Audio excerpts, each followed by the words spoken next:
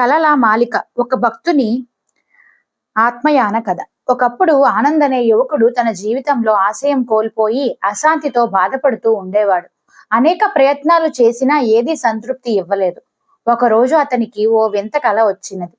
ఆ కలలో ఒక దీప్తివంతుడైన మహాత్ముడు కనిపించాడు. ఆయన చెప్పాడు, నీ మనస్సులో 3 తలుపులు ఉన్నాయి. వాటిని ఓపెన్ చేస్తే నీ ఆత్మశుద్ధి చెంది భగవత్ అనుభూతి పొందగలవు అని చెప్పాడు. ఆనంద్ ఆశ్చర్యంతో ఆ తలుపులను వెతకసాగాడు. మొదటి తలుపు భయం తలుపు. దానిని తెరిచే లోపల అతని భయాలు, అసహ్యం, తక్కువతనపు భావనలు కనిపించాయి. ధైర్యంతో వాటిని ఎదుర్కొన్నాడు.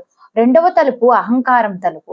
అక్కడ తాను గొప్పవాడని అనేక భ్రమలు, లోపాలను ధ్యానంలో చూశాడు.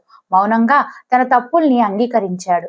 మూడవ తలుపు ఆత్మాన్వేషణ తలుపు. దానిని తెరిచినప్పుడు ఒక ప్రశాంతమైన లోకంలోకి అడుగుపెట్టాడు. అక్కడ భగవంతుని స్వరూపం దర్శనమైంది. ఆ స్వరం అనునయంగా చెప్పింది, నీ మనస్సు శుద్ధి చెందినప్పుడు నేనే నీలో ఉంటాను. శుద్ధమైన హృదయం నాకు ఆలయం. ఆనంద్ ఉలిక్కిపడి మెలకువలోకి వస్తాడు. కానీ మనస్సు లోపలే ఆ దివ్యమైన శాంతి ఇంకా మిగిలే ఉంది. ఆ రోజు నుండి అతడు నిజమైన భక్తుడిగా మారిపోయాడు. ప్రతిరోజు తన మనస్సును పరిశుద్ధం చేసుకోవటమే ఇతని ధ్యేయం అయినది.